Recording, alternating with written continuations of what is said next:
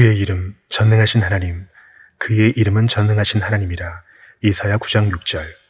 이 거룩한 칭호에 대한 다른 번역들이 여러 저명하고 유능한 학자들에 의해 제한되어 왔습니다. 그 이유는 이 번역이 정확하지 못하다고 주장하기 위함이 아니라 우리가 흔히 하나님이라는 명칭으로 표현하는 단어가 성경 원어에는 다양하기 때문입니다. 좀 더 명확하고 정확한 의미를 보여주기 위해 이 단어를 다양하게 해석해 보는 것도 가능합니다. 예를 들어 어느 저자는 그 용어를 조명자로 번역할 수 있다고 생각합니다. 그분이 사람들에게 빛을 주시기 때문입니다. 어떤 이들은 그 단어가 빛나는 분, 즉 밝게 빛을 비추는 분이라는 의미를 지닌다고 생각합니다. 하지만 전능하신 하나님이라고 하는 현재의 번역이 아주 믿을만하고 적절하게 제시된 번역이라는 사실을 논박하려는 이는 거의 없습니다.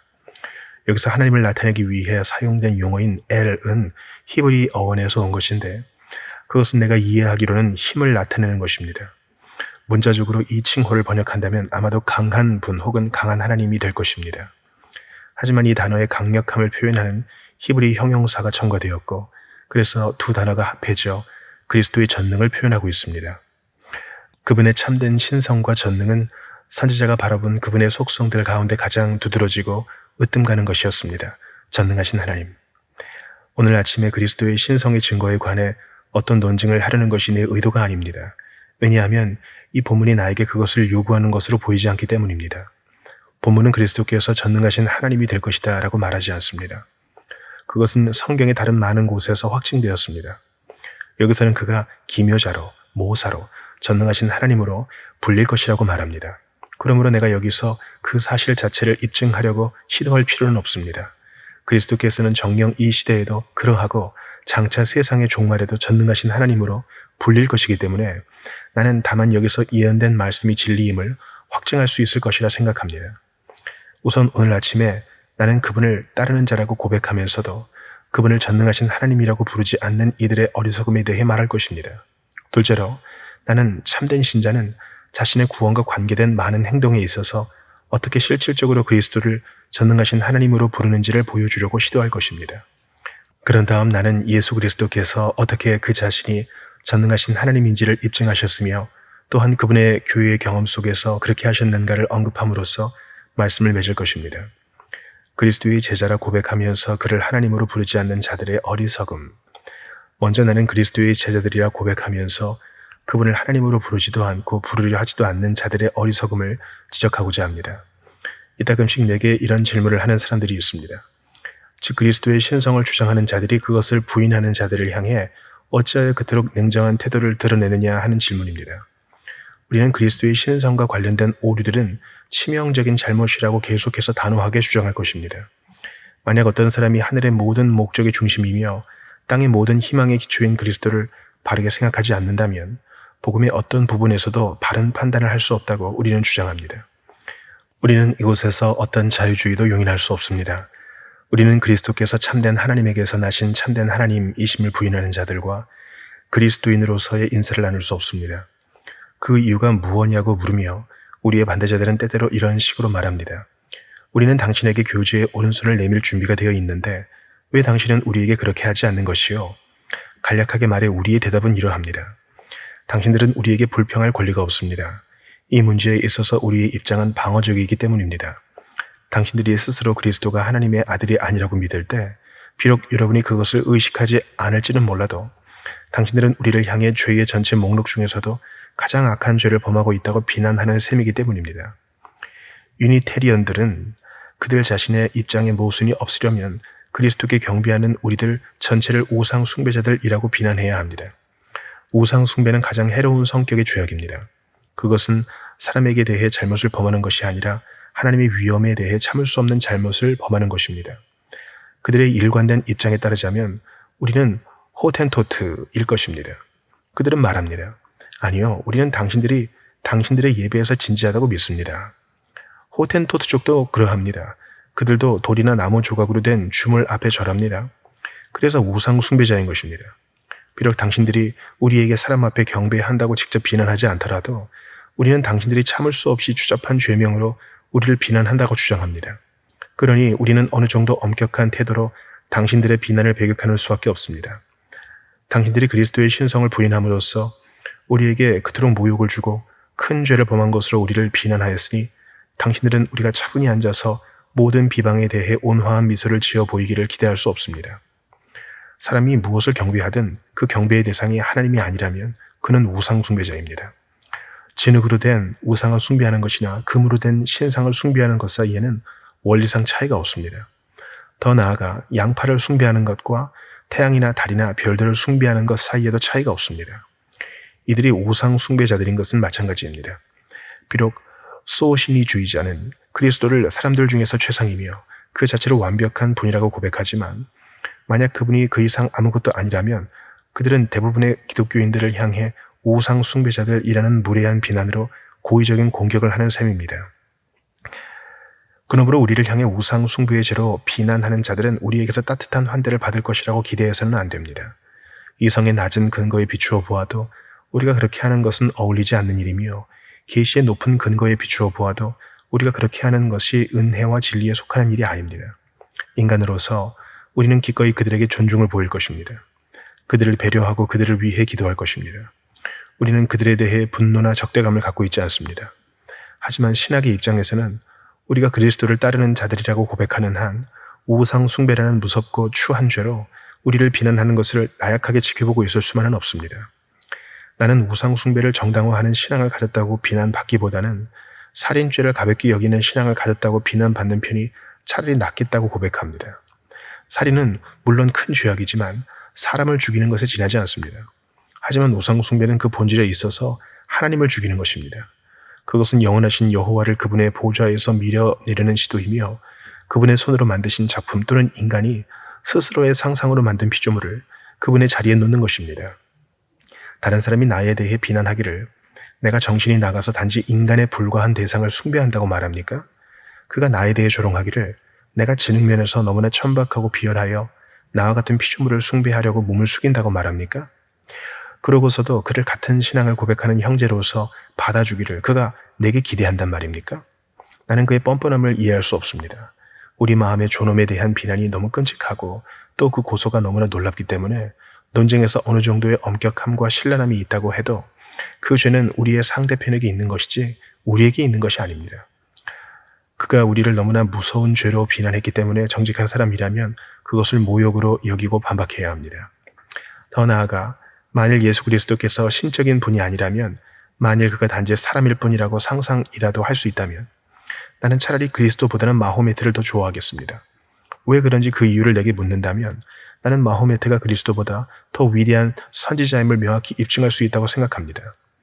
만일 예수 그리스도가 하나님의 아들이 아니며 아버지와 동등하지도 아버지와 더불어 영원히 계시는 분이 아니라면 그는 반대자들뿐 아니라 그의 제자들의 정신까지도 그렇게 믿도록 속인 것밖에 안 됩니다. 신성의 단일성과 관련하여 마호메트는 너무나 분명하고 명확하기에 오늘날에도 우상 숭배에 빠진 이슬람 교도는 없습니다. 마호메트를 믿는 사람들 전체를 통틀어 살펴보아도 오직 한 분 하나님이 계시며 마호메트는 그분의 선지자이다 라고 하는 그들의 부르짖음은 단호하고 그들의 믿음은 신실합니다. 만약 그리스도가 단지 훌륭한 사람이자 선지자에 불과하다면 왜 그분이 좀 더 명확하게 그렇다고 말하지 않았을까요? 왜 그분은 그리스도인들을 위해 마호메트가 그랬던 것처럼 분명하고 단호한 선전 구호를 기록해두지 않았을까요? 만일 그리스도께서 그분 자신이 하나님이심을 가르치기를 의도하지 않으셨다면 최소한 그분은 그렇지 않다는 자기 부정에서 분명하지 않았던 것이며 또한 그의 제자들을 캄캄한 어둠에 남겨놓은 셈입니다. 그것은 다음의 사실에서도 입증됩니다. 즉 오늘날 그리스도의 제자들이라고 고백하는 전체 인원 중에서 1천 중에 999은 그분을 참 하나님으로 받아들이고 또 그렇게 믿고 그분 앞에 경배한다는 사실입니다. 만약에 그분이 하나님이 아니시라면 나는 그분이 선지자로 존중받을 자격도 없다고 생각합니다. 만약 그분이 하나님이 아니라면 그분은 협잡군, 곧 지금껏 존재한 사기꾼 중에서도 가장 크고 위대한 사기꾼이 될 것입니다. 물론 이런 논쟁은 그 신앙을 부인하고 그리스도의 제자라고 공언하지 않는 사람에게는 중요하지 않을 것입니다. 하지만 그리스도를 따르는 자에게는 나는 이 논쟁이 반박될 수 없는 논쟁이라고 주장합니다. 만일 그분이 스스로에 대해 공언하신 것과 동일한 분이 아니라면 하나님과 동등하게 여김을 받는 하나님의 아들이 아니고 참 하나님이 아니며 만물이 그에 의해 만들어지고 그로 말미암지 않고는 지어진 것이 하나도 없는 그런 분이 아니라면 그분은 선하고 위대한 선지자도 되지 못했을 것입니다. 또 한 가지를 말하고자 합니다. 이 말이 신자를 놀라게 할지도 모르겠습니다. 하지만 내 말의 의도는 그리스도가 하나님이 아니라는 이단적인 가르침의 불합리성을 드러내기 위한 것입니다. 만약 그리스도가 하나님의 아들이 아니라면 그분의 죽음은 속죄와 무관한 것이 되며 아주 마땅하고 당연한 벌로서의 죽음이 됩니다. 그분을 신문했던 사내들인은 그 나라에 인정받고 권위 있는 입법기관이었습니다. 그분은 사내들인 앞으로 이끌려갔으며 신성모독으로 고발을 당했고 그 고발에 근거하여 그들은 그분이 죽음에 해당한다고 정죄했습니다. 그분이 스스로를 하나님의 아들이라고 했기 때문입니다. 자, 나는 주저하지 않고 정직하게 단언하겠습니다. 만일 내가 그 사건을 변호하도록 부름을 받았다면 나는 그 소원에 응했을 것입니다. 더 나아가 내 앞에 있는 사건은 명백한 사건으로서 만약 나사렛 예수가 스스로를 하나님의 아들이라고 선언했다는 혐의로 고발을 당했다면 거짓말이나 위증이 제기될 수 없는 사건이라고 말하고 느꼈을 것입니다. 왜요? 그의 모든 가르침을 비할 데 없는 권위에서 비롯된 것이기 때문입니다. 그분의 행동과 말 속에는 지속적으로 자신이 사람이 주장할 수 있는 바 그 이상의 누구임을 주장하는 요소가 있었습니다. 그분이 사내들인 앞에 이끌려왔을 때 그분이 스스로 하나님의 아들이라고 주장했음을 입증할 만한 증인들은 얼마든지 찾을 수 있었습니다. 만일 그분이 하나님의 아들이 아니라면 신성모독이라고 하는 정죄는 역사상 가장 정당한 선고이며 골고다에서의 십자가형은 정부의 손에 의해 집행된 역사상 가장 의로운 형 집행이었을 것입니다.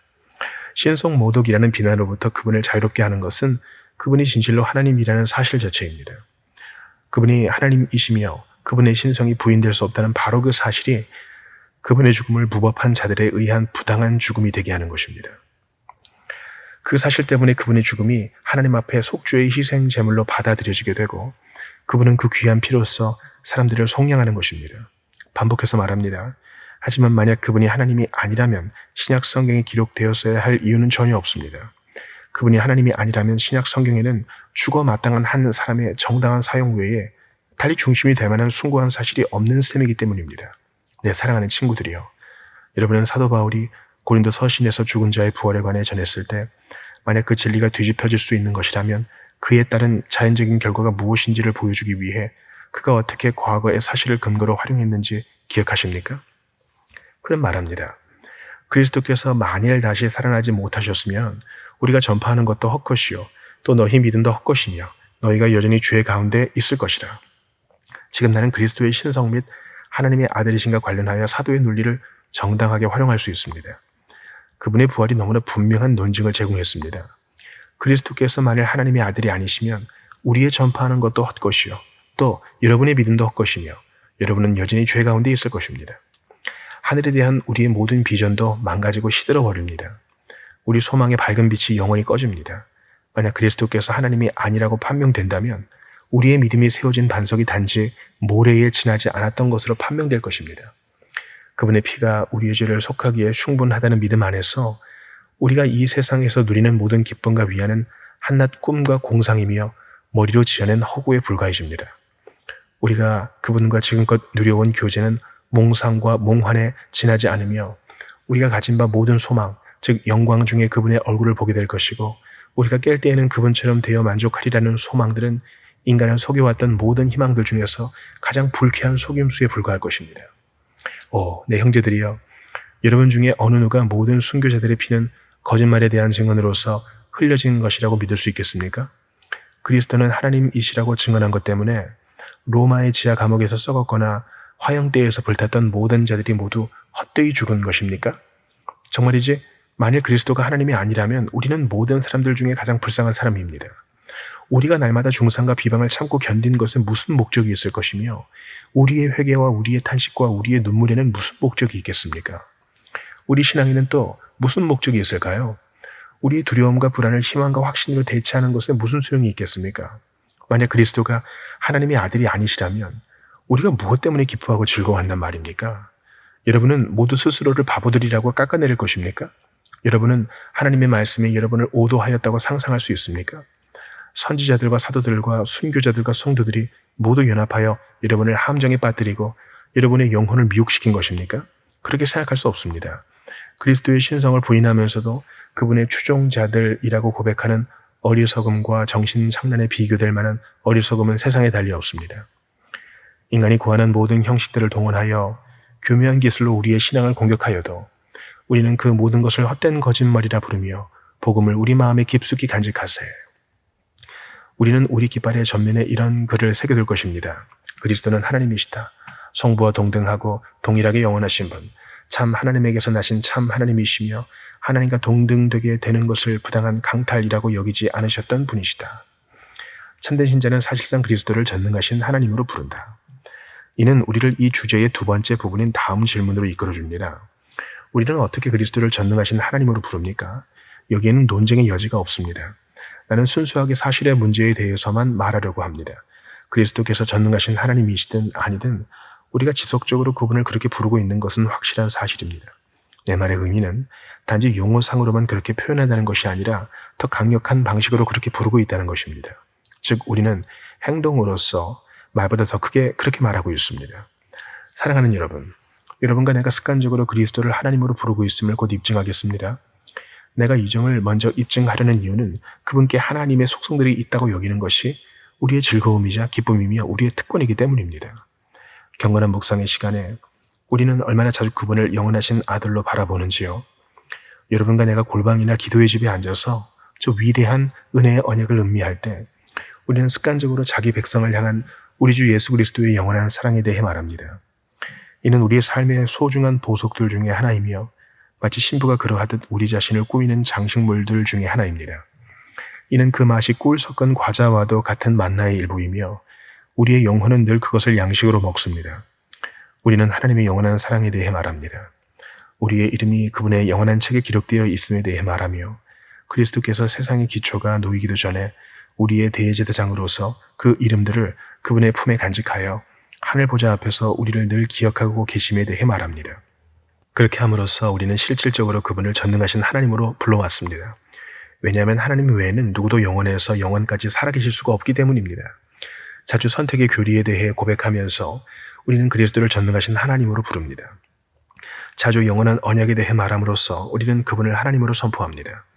왜냐하면 그럴 때마다 우리는 그분을 영원한 분으로 말하는 것이며 또한 자존하시는 하나님이 아니고서는 누구도 영원할 수 없기 때문입니다. 또한 우리가 얼마나 자주 이 귀한 성경 구절을 반복합니까? 예수 그리스도는 어제나 오늘이나 영원토록 동일하시니라. 우리는 언제나 불변성을 그분에게 돌립니다. 우리가 부르는 최상의 찬송가들 중에 일부는 그 점에 근거하고 있으며 우리의 최상의 소망들은 그분의 그러한 속성에서 흘러나옵니다. 우리는 모든 것이 변하는 것을 압니다. 우리는 우리 자신이 바람처럼 변하기 쉽고 또한 파도에 휩쓸리는 모래처럼 쉽게 요동하는 것을 압니다. 하지만 우리는 우리의 구속자가 살아계심을 알며 그분의 사랑과 목적 또는 그분의 능력에 어떠한 변화가 있을 수 있다는 의심을 품지 않습니다. 우리는 얼마나 자주 이런 노래를 부르는지요. 그분의 뜻은 변하지 않네. 비록 내 기분은 우울해질 수 있어도 그분의 사랑의 마음은 여전히 변치 않고 동일하시네. 내 영혼은 많은 변화를 겪겠지만 그분의 사랑은 결코 변하지 않네. 하나님 외에는 변치 않는 이가 없기 때문에 여러분이 실질적으로는 그리스도를 하나님으로 불러왔다는 것을 이해하겠습니까? 피조물은 변합니다. 이 글이 피조물들의 이마에 기록되어 있습니다. 변하라. 그 이마에 주름살이 생기지 않는 강력한 태양도 때로는 변합니다. 때때로 그 수면은 요동합니다. 그것이 이리저리로 요동하며 마치 갈라진 불의 혀처럼 넘실거리는 것을 우리는 압니다. 하지만 우리는 그리스도의 불변성을 인식합니다. 따라서 우리는 사실상 그분의 신성을 인식하는 것입니다. 하나님 외에는 그 무엇도 불변할 수가 없기 때문입니다. 또한 어느 곳이든 두세 사람이 그리스도의 이름으로 모인 곳에는 그들 중에 그분도 계심을 믿는 것이 우리의 기쁨이 아닌가요? 우리의 모든 기도 모임에서 우리는 그것을 반복하여 고백하지 않습니까? 오늘 호주에 있는 어느 목회자가 예수 그리스도께서 그들 가운데 계심을 묵상하면서 공적 예배를 시작했다면 내가 오늘 여기에 올 때도 동일한 묵상의 나를 위로하였습니다.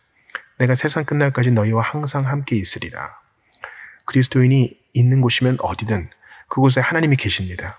비록 겨우 두세 사람이 헛간에서 모이건 혹은 푸른 하늘을 지붕 삼아 잔디밭에 모이건 그곳에는 그리스도께서 임재하십니다. 이제 나는 여러분에게 묻습니다. 우리는 그리스도께 편지의 특성을 돌리지 않습니까? 하나님 외에 누가 편지할 수 있단 말입니까? 그러므로 우리는 표현 그대로는 아니어도 사실상 그리스도를 하나님으로 부르는 것이 아닙니까? 우리가 어떻게 그분이 여기와 저기 그리고 모든 곳에 계신다고 생각하는 것이 가능할까요? 그분이 아버지의 품에 계시고 천사들과 함께 계시며 동시에 모든 통의하는 자들의 마음에 계신다면 그분이 하나님이 아니시겠습니까? 그분이 무소부재하시는 것을 여러분이 인정한다면 하나님 외에는 어느 곳에나 있을 수 있는 이가 없으므로 여러분은 그분을 하나님으로 인정하는 것입니다. 또한 우리는 그리스도께 전지의 속성이 있다고 인정하지 않습니까? 그러므로 말로 표현하지 않아도 여러분은 말보다 더 크고 분명하게 그분을 전능하신 하나님으로 불러온 것입니다. 그분이 전지하심을 인정하였기 때문입니다. 하나님에게서 나신 참 하나님 외에 전지할 수 있는 이가 누구입니까? 내가 그리스도의 다른 속성들을 상세히 열거하지는 않겠지만 나는 우리 각 사람이 일상의 삶에서와 지속적인 신뢰와 기도에 있어서 그리스도께 신성의 모든 속성들이 있음을 인정해 왔다고 생각합니다. 이곳에 있는 많은 하나님의 사랑스러운 자녀들의 마음에 그것이 진실이라고 나는 확신합니다. 우리는 그분을 전능하신 하나님으로 불러왔습니다. 비록 다른 사람들은 그렇게 부르지 않았어도 본문은 우리의 믿음에 의해 진실임이 증명됩니다. 그의 이름은 기묘자라 모호사라 전능하신 하나님이라 할 것이며 실로 그분은 그러하며 영원히 그러하실 것입니다. 그리스도께서 전능하신 하나님으로 불리신다는 또 다른 증거를 제시하고자 합니다. 우리는 그분의 많은 직무들에 있어서 그분을 그렇게 부릅니다. 오늘 아침 우리는 그리스도를 하나님과 사람 사이의 중보자로 믿습니다. 우리의 중보자 혹은 중재자라는 용어를 이해하고자 한다면 우리는 그 용어를 욥이 그랬던 것처럼 우리 사이에 손을 얹을 판결자로 해석해야 합니다. 우리는 예수 그리스도를 신약의 중보자라고 말하는 데 익숙합니다. 또한 우리는 우리의 기도를 그분을 통해 하나님께 드립니다. 그분이 우리와 아버지 사이에서 중재하신다고 믿기 때문입니다. 그리스도를 중보자라고 인정하는 것은 곧 여러분이 그분의 신성을 인정한다는 것입니다. 여러분은 그분을 실제로 하나님의 아들이라 불러왔으며 또한 그분의 인성을 인정해 왔습니다. 그분이 그 양자 사이에 손을 얹을 분이시기 때문입니다. 그분은 우리의 본성에 손을 얹으셔야 하고 우리의 약함을 느끼며 모든 면에서 우리와 같으셔야 합니다. 하지만 그분이 하나님께 손을 얹을 수 없다면 영원하신 분의 동료로서 신성모독 없이 하나님과 손을 잡으실 수 있는 분이 아니라면 그분은 우리의 중보자가 아니십니다. 양자 모두에게 손을 얹지 못하면 중보자가 될 수 없습니다. 그런데 하나님 외에 하나님께 손을 얹을 수 있는 이가 누구이겠습니까? 그룹이나 스랍 천사들이 하나님께 손을 얹는다고 감히 말할 수 있겠습니까? 그들이 무한자에게 접촉할 수 있겠습니까? 피조물은 그분의 옷자락의 빛조차 감당할 수 없거늘 모든 것을 삼키시며 소멸하시는 하나님의 영광스러운 본체 안에 거하는 이가 누구이겠습니까? 오직 하나님만이 하나님께 손을 얹을 수 있습니다. 그리스도는 이 높은 특권을 가지셨지만 만일 신성과 인성의 두 가지가 모두 결합되지 않았더라면 중재권은 성립되지 못했을 것입니다. 여러분이 만일 다리를 세우고자 한다면 강의 이편에서 공사를 시작할 것입니다. 하지만 그것을 강의 저편과 연결하지 못했다면 아직 여러분은 다리를 완공한 것이 아닙니다. 두 당사자들이 완전히 연결된 것이 아니면 중재는 성립되지 못합니다. 사다리는 땅에 받침대를 두어야겠지만 하늘까지 닿아야 하며 만일 그 중에 하나만 부러져도 우리는 정상에서 떨어져 죽고 말 것입니다. 양자 사이에는 완벽한 교통이 있어야 합니다. 그러므로 우리가 그리스도를 중보자로 부름으로써 실질적으로 그분을 전능하신 하나님으로 불러왔다고 이해할 수 있는 것입니다. 또한 우리는 그리스도를 우리의 구주로 부릅니다. 여러분 중에 영원한 영혼의 구원을 위해 어떤 사람을 의지할 만큼 어리석고 경박스러운 믿음을 가진 사람이 있습니까? 만일 당신이 그러하다면 나는 당신을 불쌍히 여깁니다. 당신이 있어야 할 적절한 장소는 프로테스탄트 회중이 아니라 로마의 미혹된 숭배자들 사이입니다. 만일 당신이 당신의 영혼의 보존을 당신 자신과 같은 이에게 맡길 수 있다면 나는 진정 당신을 위해 슬퍼하겠으며 당신이 좀 더 잘 배우게 되기를 기도하겠습니다. 하지만 당신이 당신의 구원을 하나님이 속죄를 위해 보내신 그분께 의탁한다면 당신은 예수님을 따르는 자가 아니겠습니까? 당신의 모든 소망이 그분께 고정되어 있으며 그분이 당신의 구원이며 소망의 전부라고 말할 수 있습니까? 당신의 영혼은 그분의 완전한 속죄, 그분의 죽음과 장사 지냄, 그분의 영광스러운 부활과 승천이라는 든든한 기둥에 의지하고 있습니까? 당신의 사람을 의지하고 있는지 혹은 그리스도를 전능하신 하나님으로 공언해 왔는지를 잘 살피십시오. 정직하게 말하자면 내가 그분을 신뢰한다고 말할 때 만일 내가 그분을 하나님으로 믿지 않는다면 그분을 신뢰하는 것이라고 할 수 없습니다. 나는 단지 창조된 어떤 존재에게 나를 맡길 수 없습니다. 그런 어리석음을 하나님이 금하십니다. 다른 어떤 사람을 신뢰하느니 나는 차라리 나 자신을 신뢰하겠습니다. 하지만 감히 나 자신도 신뢰할 수 없는 것은 그렇게 하면 내가 저주를 받을 것이기 때문입니다. 무릇 사람을 믿으며 육신으로 그의 힘을 삼는 그 사람은 저주를 받을 것이라. 내가 그리스도께 대한 믿음을 전하고 내 청중이 그리스도를 신뢰한다 하여도 만약 소진이주의자가 주장하는 것처럼 그리스도가 사람에 지나지 않는다면 나의 청중들 역시 저주를 받을 것입니다. 왜냐하면 다시 반복하건대 사람을 믿으며 육신으로 그의 힘을 삼는 그 사람은 저주를 받을 것이기 때문입니다. 여러분은 예수를 믿어서 복을 받습니다. 하지만 어떻게 해요? 그것은 다음의 이유 때문이 아니겠습니까? 무릇 여호와를 의지하며 여호와를 의뢰하는 그 사람은 복을 받을 것이라.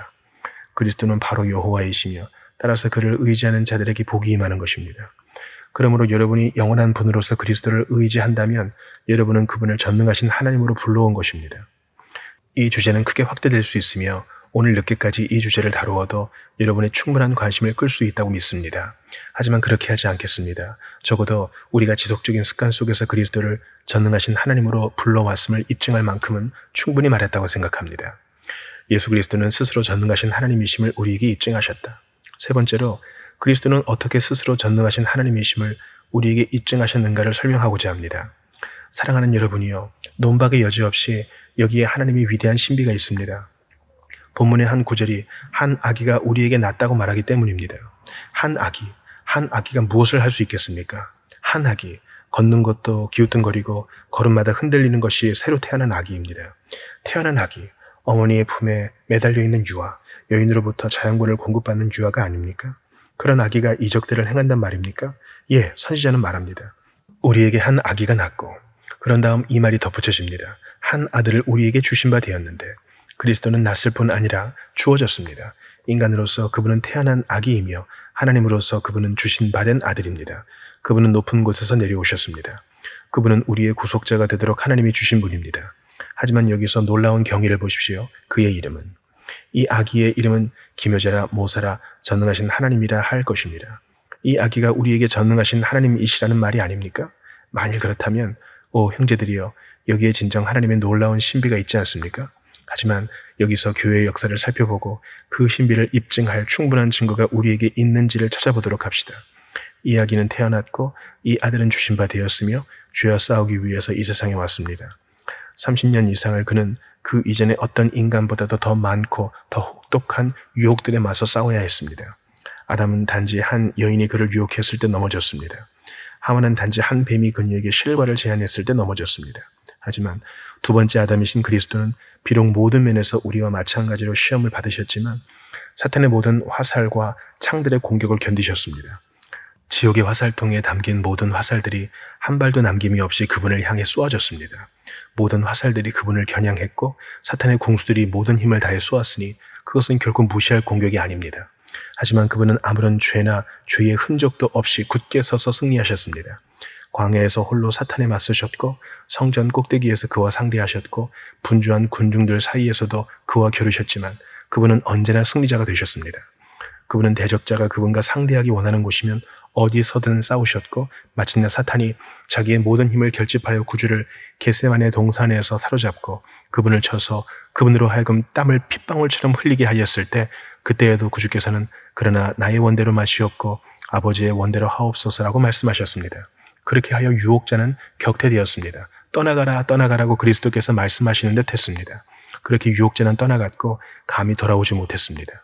그리스도께서는 죄를 이기신 모든 승리에서 그분의 신성을 확증하신 듯이 보입니다. 나는 다른 어떤 피조물이 이와 같은 유혹을 이겨냈다는 말을 들어본 적이 없습니다. 하늘의 천사들을 보십시오. 그곳에 어떻게 유혹이 들어갈 수 있었는지 나는 모릅니다. 하지만 내가 아는 것은 이것입니다. 천사장이었던 사탄이 죄를 범했다는 것입니다. 또한 나는 그가 다른 동료들의 유혹자가 되어 하늘의 별들의 3분의 1을 그에게로 끌어모았다는 것입니다. 천사들은 단지 조금의 유혹을 받았을 뿐이며 그들 중 일부는 전혀 유혹을 받지 않았음에도 타락했습니다. 그리고 인간을 보십시오. 그의 유혹은 가벼운 것이었습니다. 하지만 그는 타락했습니다. 유혹에 맞서는 힘은 피조물에게 있지 않습니다. 유혹은 충분히 강하면 피조물은 굴복하기 마련입니다. 하지만 그리스도는 맞서 이기셨습니다. 그것으로써 그분은 온전히 빛나는 순결과 흠없는 거룩함을 입증하신 듯이 보입니다. 그분 앞에서는 천사들도 그 얼굴을 가리고 외칩니다. 거룩하다, 거룩하다, 거룩하다, 만군의 여호와여. 하지만 이 증거들로는 만일 그분이 그 이상의 일을 성취하지 않으셨다면 불충분한 것으로 보일 수 있습니다. 우리는 그리스도께서 다음의 사실로부터도 자신을 전능하신 하나님으로 입증하셨음을 압니다. 즉 그가 최종적으로 자기 백성의 모든 죄들을 모아 어깨 위에 짊어지셨고 친히 나무에 달려 그 몸으로 우리 죄를 담당하셨다는 사실입니다. 그리스도의 마음은 마치 산들 가운데 있는 저수지와도 같습니다. 자기 백성의 모든 불의의 지류들과 모든 죄의 물방울들이 흘러서 하나의 거대한 호수에 모여듭니다. 그 호수는 지옥처럼 깊고 영원처럼 끝이 없습니다. 그 모든 것들이 그분의 마음에 고이지만 그분은 그 모든 것들을 책임지십니다. 인간의 약함이라는 많은 표징을 가지고 계시면서도 동시에 신적 전능의 확실한 증거들을 가지고 계시므로 그분은 우리의 모든 질고를 지고 슬픔을 감당하십니다. 내적인 신성이 그분의 인성을 강화시킵니다. 비록 파도가 연이어 그분의 머리 위를 덮쳐 마침내 그분이 더 이상 디디고 설 곳이 없는 깊은 진창 속에 가라앉고 또한 하나님의 모든 진노가 그분 위에 쏟아졌다 해도 결국 그분은 자신의 머리를 들고 승리자가 되셨고 자기 백성의 죄들을 공개 처형시켰습니다. 그것들은 죽었습니다. 그것들은 죽어 없어졌습니다. 그것들을 찾으려 해도 더 이상 영원히 발견할 수가 없습니다. 이것이 확실한 사실이므로 정녕 그분은 전능하신 하나님이십니다. 하지만 그분은 이보다 더한 일을 하셨습니다. 그분은 무덤 속으로 내려가셨습니다. 그곳에서 그분은 잠드셨고 죽음의 차가운 사슬에 미어 계셨습니다. 하지만 정해진 시간이 되자 제3일의 햇살이 시간을 알리자 그분은 죽음의 밧줄들을 마치 삼배 줄에 불과한 듯이 끊어버리고 생명과 영광의 주로서 살아나셨습니다. 그분의 육신은 썩음을 보지 않으셨으니 이는 그분이 사망의 줄에 매여 있을 수 없었기 때문입니다. 하나님 외에 누가 사망의 사망이 되고 무덤의 재앙이 되고 파멸의 파괴자가 될 것입니까? 불멸의 생명을 가진 자, 자존자가 아니고서는 누가 지옥의 불을 밟아 끄겠습니까? 시작도 끝도 없는 영원한 존재가 아니고서는 누가 무덤의 족쇄를 깨뜨릴 수 있겠습니까? 그러므로 그분이 사로잡힌 자들을 사로잡으시고 죽음을 깨뜨리시고 그 사지를 절단하여 가루로 만드셨을 때 그때 그분은 스스로를 전능하신 하나님으로 입증하신 것입니다. 오, 내 영혼아, 너는 그분이 내 마음 속에서도 자신을 전능하신 하나님으로 입증하셨다고 말할 수 있도다. 그분이 너의 많은 죄를 사하셨고 쓰라린 죄의식으로부터 너의 양심을 안심시키셨으며 헤아릴 수 없는 너의 근심들을 누그러뜨리셨고 이길 수 없는 유혹들을 이기도록 하셨도다. 한때는 불가능했던 미덕들을 그분이 불어넣어 주셨고 충만한 은혜를 그분이 약속하셨으며 또한 그 은혜를 넘치도록 주셨도다. 내게 이루어진 일들은 결코 단지 한 사람에 의해 행해질 수 없는 일이었음을 내 영혼은 증언할 수 있습니다. 또한 여러분도 만일 필요하다면 여러분의 자리에서 일어나서 이렇게 말할 수 있을 것이라고 나는 확신합니다. 예, 저를 사랑하신 분, 저를 죄에서 씻기셨고 지금의 저를 만드신 분은 하나님이심에 틀림없습니다. 그분이 행하신 일은 하나님이 아니고서는 행할 수 없는 일이었습니다. 그토록 참고 인내하시고 그토록 아낌없이 은혜를 주시며 그토록 너그러이 용서하시고 그토록 무한히 부유하게 하셨기 때문입니다. 그분이 그러하시기에 틀림없이 그런 분이시기에 우리는 그분께 합당한 전능하신 하나님의 칭호에 면류관을 드립니다. 결론적으로 여러분을 지치지 않도록 하기 위해 이제 참석한 여러분 모두에게 당부하는 말씀을 드리고자 합니다. 성령 하나님의 도우심을 따라서 와서 예수 그리스도를 의지하시기 바랍니다. 그분은 전능하신 하나님이십니다. 오 그리스도인들이여, 그분을 이전보다 더욱 잘 믿으시기 바랍니다. 끊임없이 여러분의 근심들을 그분께 맡기십시오. 그분은 전능하신 하나님이십니다. 여러분의 모든 공경 중에서 그분께 가십시오. 원수가 홍수처럼 밀려올 때 이 전능하신 하나님이 여러분에게 구원의 길을 내실 것입니다. 그분에게 여러분의 슬픔을 가져가십시오. 이 전능하신 하나님이 그 모든 짐을 가볍게 하실 수 있습니다. 그분에게 여러분의 죄와 잘못들을 고하십시오. 이 전능의 하나님께서 그 모든 것을 지하실 것입니다. 그리고 오 죄인들이여, 구주가 필요하다고 느끼는 여러분이여, 그리스도께 와서 그분을 의지하십시오. 그분은 전능하신 하나님이십니다. 여러분의 집으로 가서 무릎을 꿇고서 여러분의 죄들을 고백하십시오. 여러분의 가련하고 죄 많고 무기력하며 헐벗고 의지할 데 없는 영혼을 그분의 전능하심에 맡기십시오. 그분은 자기를 힘입어 하나님께 나아가는 자들을 온전히 구원하실 수 있습니다. 이는 그분이 죽으셨을 때 신성이 없이 인성만 가지신 분이 아니라 전능하신 하나님이셨기 때문입니다. 우리는 오늘부터 영원무궁토록 이것을 우리의 깃발에 새길 것입니다. 이것이 우리의 기쁨이 되고 우리의 노래가 될 것입니다. 우리에게 난 한 아기, 우리에게 주신 바 된 한 아들은 전능하신 하나님이라.